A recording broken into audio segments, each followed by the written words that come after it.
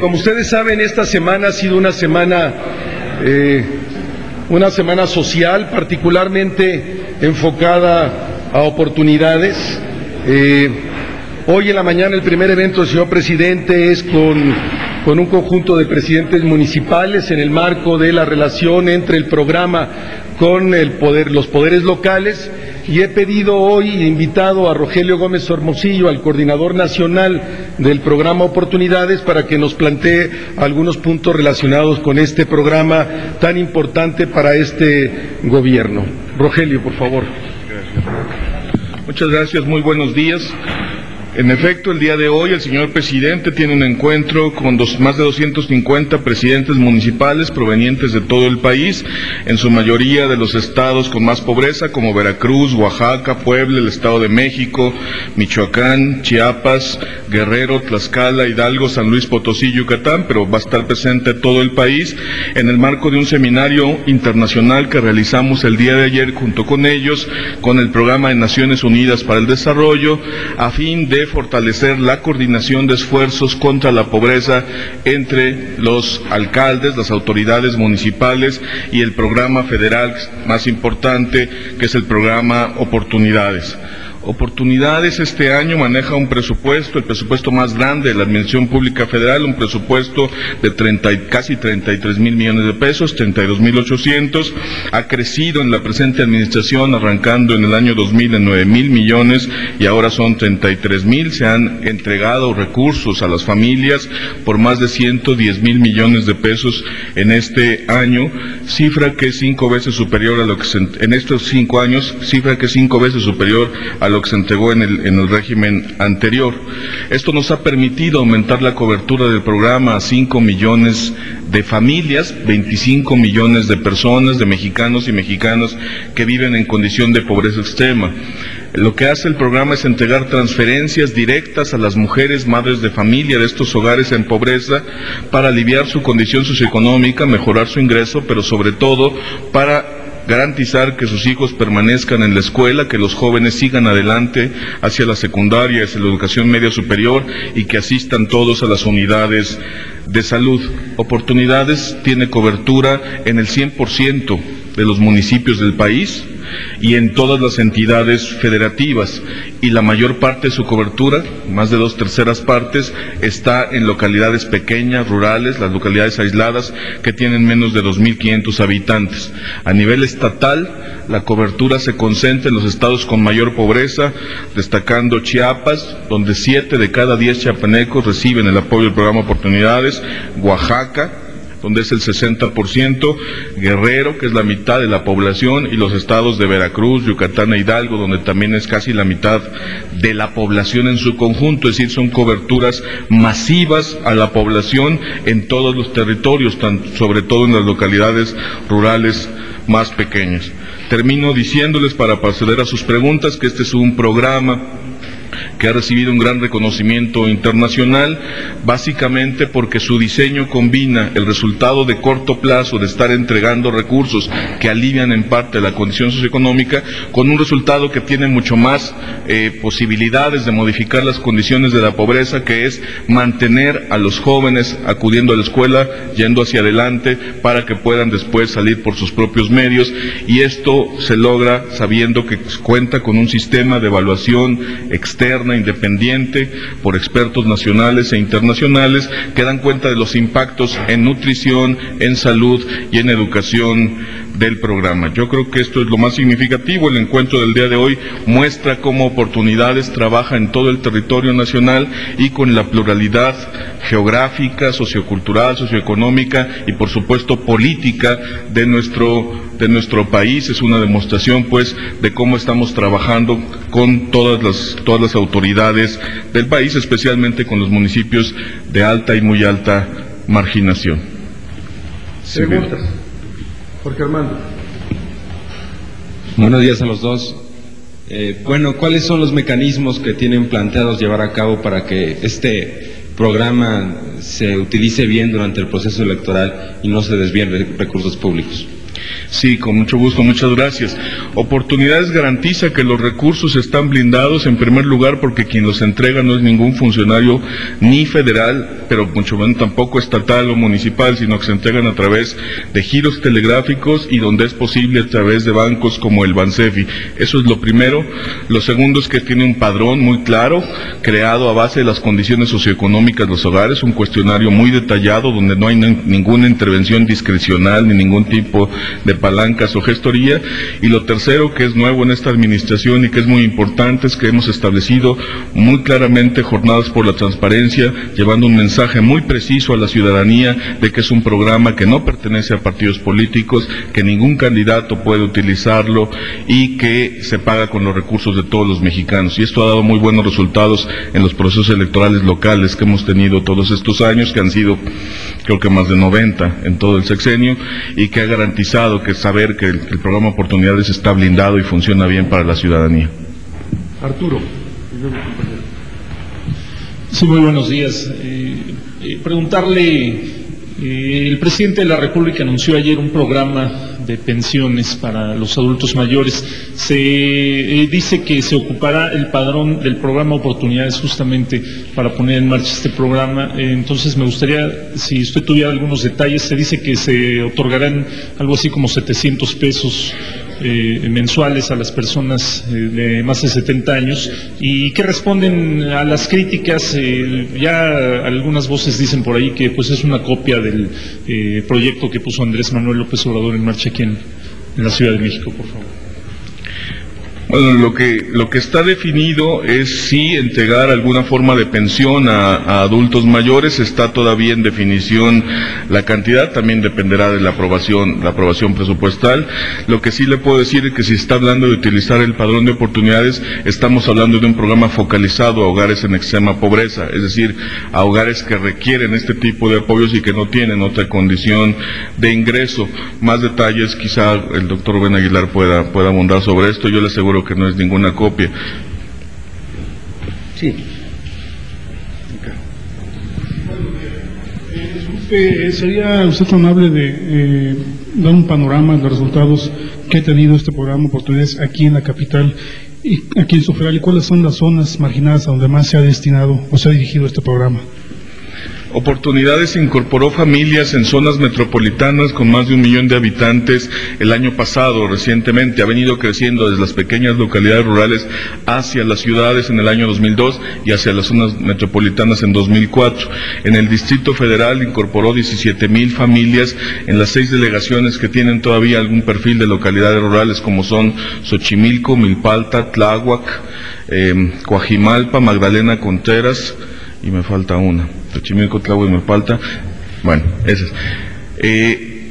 Estamos atendiendo a las familias como se hace en el resto del país, además en la zona conurbada del Valle de México, en todos los municipios que forman parte del área metropolitana del Valle de México, tiene una cobertura aproximada de 45,000 familias más dentro del Estado de México. El presupuesto aquí en el Distrito Federal, perdónenme, no me sé de memoria, pero se lo mandamos en un momento. Patricia. Ahora que se encuentra en la fase de preparativos del proyecto del presupuesto 2006 que el presidente enviará al Congreso próximamente, quiero saber si se tiene contemplado un incremento en este programa de combate a la pobreza, sobre todo ahora que se está focalizando ya mucho este tipo de beneficios, ¿no?, a la población con menores recursos.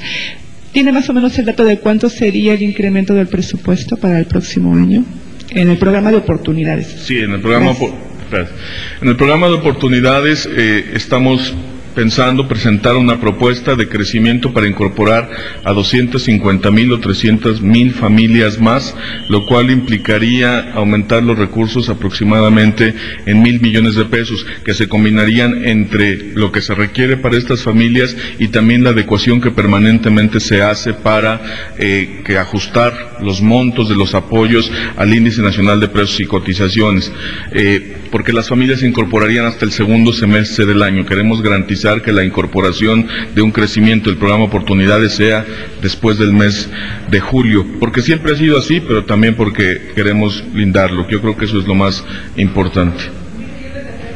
Más, sí, claro. 34, casi 34,000, sí. ¿Alguna otra pregunta? ¿No? ¿Algo que tú quieras añadir, Rogelio? Bueno, solo decirles que los resultados de la evaluación externa de impacto practicado por organismos independientes con metodologías científicas muestran claramente mejores condiciones de salud, menos días de enfermedad con las familias que acuden regularmente a los servicios de salud y un incremento en la inscripción en secundaria, de terminación de la secundaria de 25% en zonas rurales y un incremento en la inscripción en educación media superior de 70% también en las zonas rurales. Creo que son los datos que impulsan el crecimiento y que explican por qué el programa ha venido creciendo y recibiendo el apoyo del Congreso para su crecimiento. Y muchísimas gracias, muy buenos días. Gracias, Rogelio, gracias.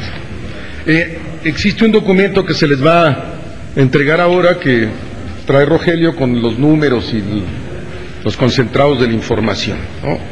Bueno, primero la agenda.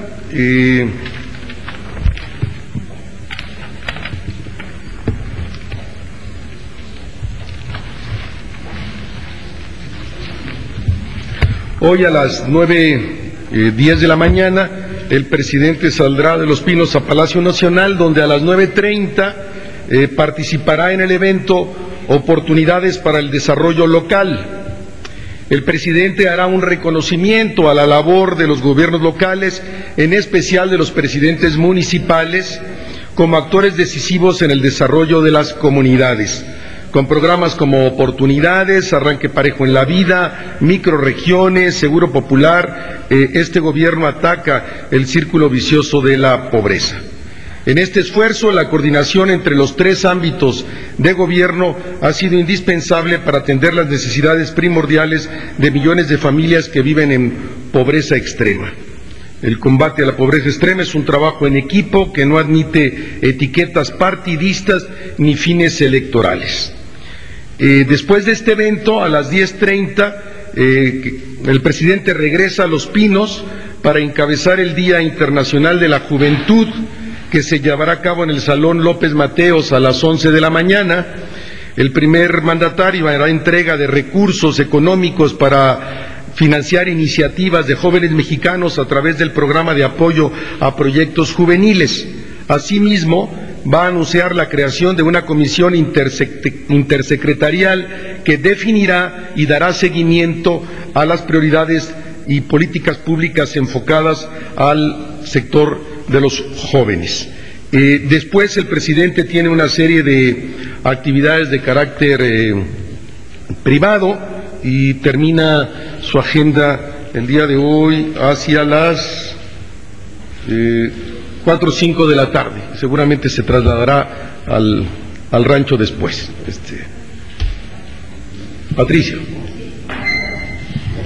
Me gustaría que me especificara de qué rubro del presupuesto va a sacar o va a proponer el presidente Vicente Fox esta ayuda, esta pensión que ayer ofreció para las personas de la tercera edad, y si la Presidencia de la República no considera que este programa que ofreció ayer el presidente puede considerarse que tiene tintes electorales por el periodo en el que se anuncia, y como decía mi compañero Arturo, ya está siendo equiparado con el programa de Andrés Manuel López Obrador. Gracias. Cómo no.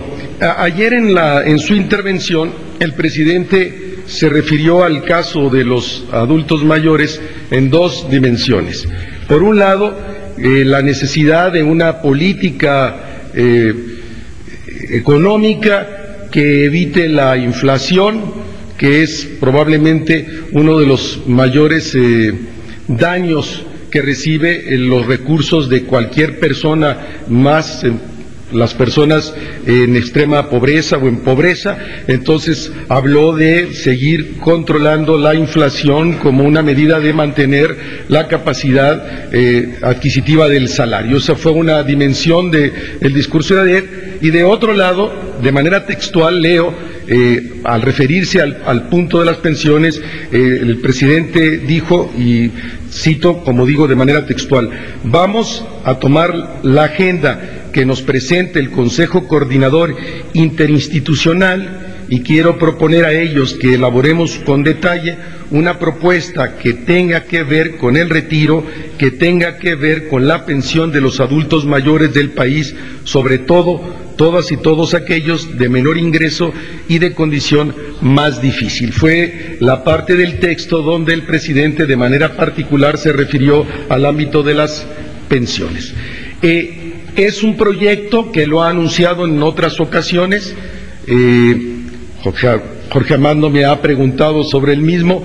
En este momento el proyecto está en elaboración y en discusión con ciertos sectores de los propios adultos mayores. Ayer el presidente proponía a este Consejo Interinstitucional dependiente de INAPAM la posibilidad de empezar a discutir los elementos concretos que tendría la propuesta. No hay una propuesta elaborada todavía, definitiva, se está trabajando sobre ella y se está en consultas y en su momento habremos de dar cuenta de la misma.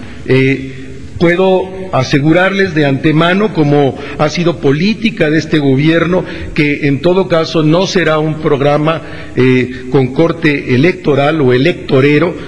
Habrá de ponerse una serie de candados, como lo tienen el resto de los programas sociales, para que no se utilicen de manera clientelar, más en un momento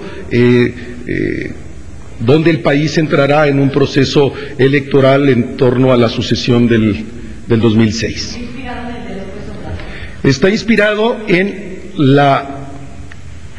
el diagnóstico que tiene el gobierno federal de que el 75% de los adultos mayores carece de pensión alguna, y también inspirado en el análisis de el cambio brutal demográfico en el país, que implica que el Estado mexicano tenga que ofrecer nuevas soluciones a una nueva realidad demográfica. Jorge Armando. Doctor, buenos días. Quisiera, si me pudiera confirmar o desmentir, que el presidente se reunió en esta semana, me parece que el lunes, con Felipe Calderón y Alberto Cárdenas, y ahí en su calidad de militante, pues manifestó su opinión de que sería preferible para el PAN tener el candidato en septiembre y no en noviembre, para que llegue fortalecido al próximo proceso. Mira, sí puedo confirmar la reunión, se dio, fue una reunión de carácter privado. Se reunió el presidente con los 3 precandidatos y el doctor Sojo, pero como fue una reunión privada no tengo el contenido de la misma. El lunes, este lunes, eso sí lo puedo confirmar de manera absoluta. En un desayuno el día lunes con los 3 precandidatos y el doctor Sojo. ¿Alguna cuestión más? Sí. Buenos días. Yo quisiera preguntarle, dentro de este proyecto que está elaborando el presidente de pensiones, ¿qué va a pasar con los adultos mayores en el Distrito Federal que ya tienen un apoyo económico de parte de López Obrador y que ya es una ley de acuerdo a la Asamblea del Distrito Federal? Pues en todo caso eso corresponde a un problema de un gobierno local, seguramente habrá de seguir y habrá de contemplarse otras personas que no tengan esta posibilidad, no dobletear, lo cual no sería correcto en términos de la política pública. De hecho, en todos los programas sociales del gobierno federal se evita que se empalmen los programas para poder distribuir de una manera más justa y equitativa los ingresos. Víctor. Buenos días. ¿De dónde van a proceder los recursos para este programa de pensiones? ¿Y por qué decide el gobierno hacer este programa y no resolver el agudo problema de las pensiones del IMSS y del ISSSTE, que pues se ha convertido en un serio problema de finanzas para el país? Uno de los más importantes problemas que tiene el país, como ustedes saben, es el de las pensiones. El gobierno ha estado trabajando desde el inicio de la administración en esta línea, en discusiones con el Sindicato del Seguro Social, con el Sindicato del ISSSTE. Tiene que resolverse, es uno de los grandes problemas nacionales. No ha podido haber un acuerdo, lo cual no implica que no se tenga que trabajar en esa dirección. Al tiempo que se mantiene esa dirección, habría que trabajar en la vertiente de aquellas personas que no tienen ningún tipo de pensión, para que el Estado mexicano asuma la responsabilidad y pueda ofrecer alternativas de solución a este sector de la población. pues está en el proyecto, todavía en elaboración, como les digo. En su momento habrá en el conjunto del presupuesto nacional que se presenta a la Cámara de Diputados, pues ellos tendrán que aprobar o no la propuesta que en su momento elabora el Ejecutivo, y desde luego que tendrán que ser recursos fiscales, no puede ser de otra manera. Sí. Buenos días, señor. Sobre el tema de los cañeros, ¿cuál es la versión de presidencia ante el acuerdo que ayer se firmó entre la Secretaría de Agricultura, Gobernación y los líderes cañeros? Y si es que claudicó la presidencia de la República al haber anunciado el veto y después haber cedido ante los intereses o las presiones del sector cañero. Gracias. La posición de la presidencia de la República es que ayer se logró un acuerdo político que resuelve el conflicto cañero por este momento. Es una muestra de madurez política y también de voluntad política, tanto de las organizaciones de los productores como de los legisladores y del gobierno federal, para encontrar una salida que satisfaga a las partes y no solo haga valer una de las partes. El gobierno federal va a publicar el 22 de agosto la ley cañera aprobada por el Congreso. Por su parte, los legisladores y las organizaciones asumieron el compromiso de considerar y asumir las observaciones hechas por el Ejecutivo en la sesión del 20 de septiembre, en la sesión del 20 de septiembre en el Congreso.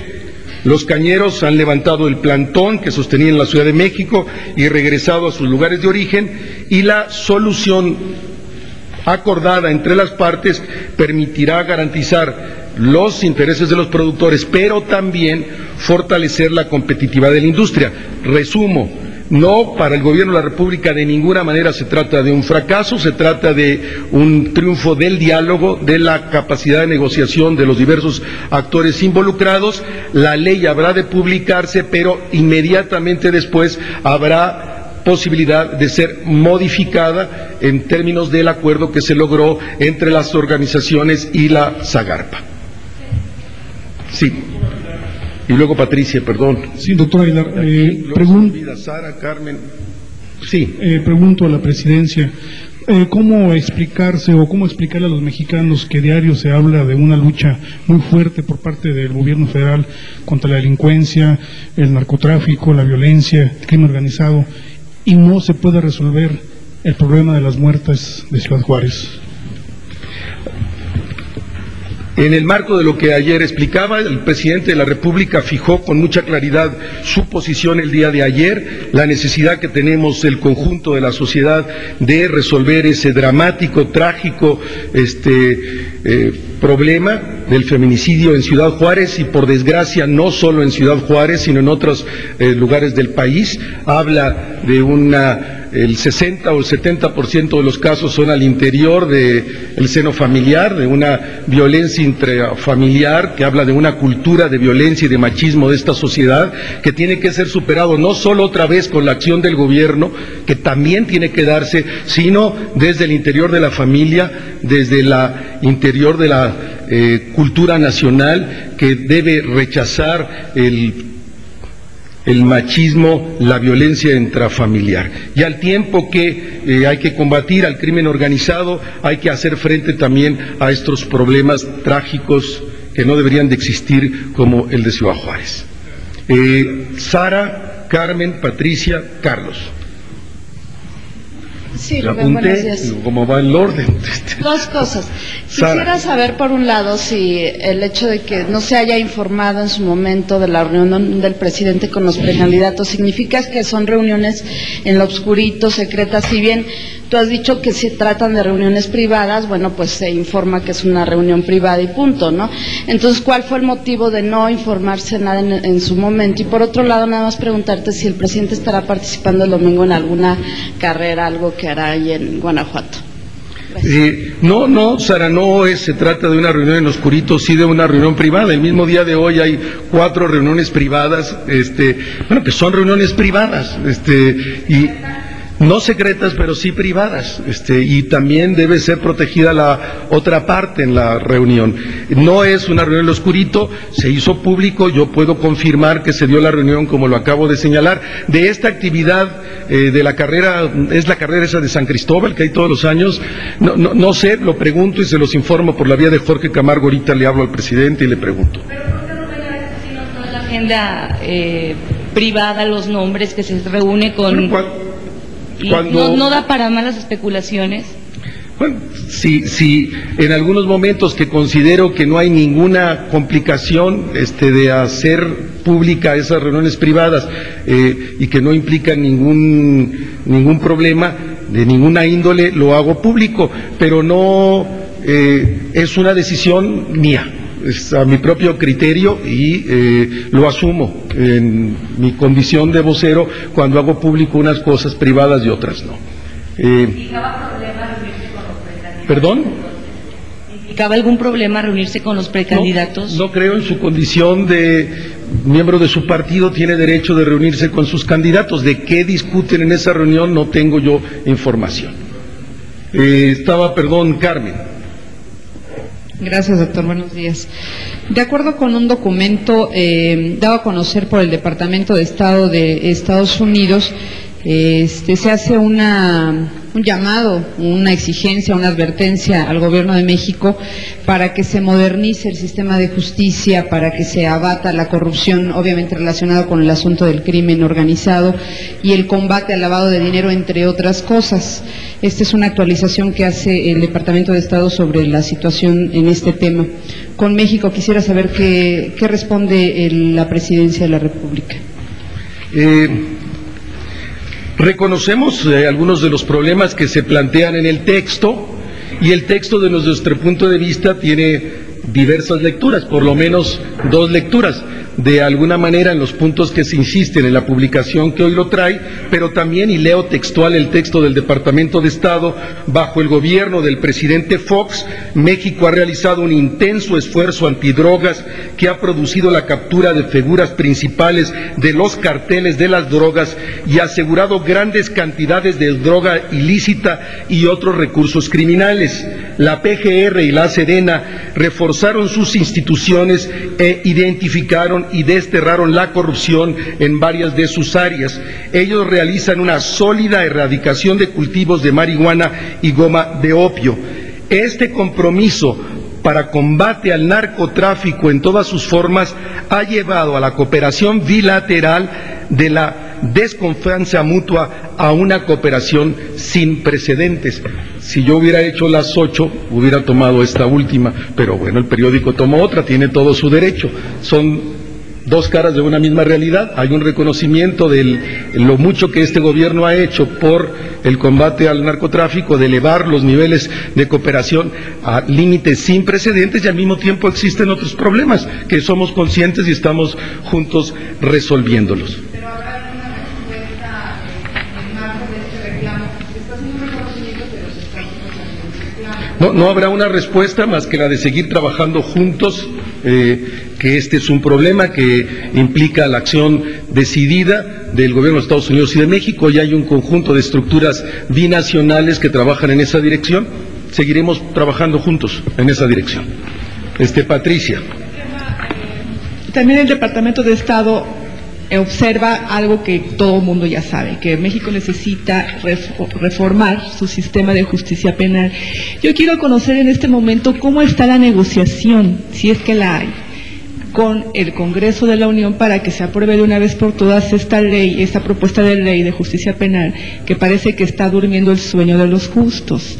En tanto se ha dicho de parte de la Presidencia, no se apruebe esta ley, pues de alguna manera el combate a la delincuencia es un tanto trunco, ¿no? No va a fondo.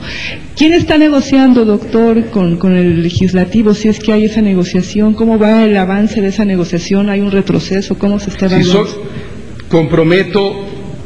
¿Quién está negociando? Retomo dos elementos con los cuales puedo ahora informar. De un lado, la importancia, como tú le señalas, de esta ley de justicia penal. En el informe de la señora Khan la coordinadora de Amnistía Internacional insistía en este mismo tema, lo propone este documento, lo insiste el Gobierno de México, este Gobierno insiste en que es una ley que nos permitiría un conjunto de instrumentos que nos darían mucho más posibilidades para la acción en contra del crimen organizado. Lo está trabajando, está cabildeando, es tarea y responsabilidad de la Secretaría de Gobernación, lo está haciendo. Hay un nuevo subsecretario que tiene la relación con el Congreso, el subsecretario Mied, yo pregunto, y con mucho gusto, en términos del avance que esta discusión tiene entre el Gobierno federal a través de la Secretaría de Gobernación y el Legislativo. Nos vemos si quieren, mil gracias.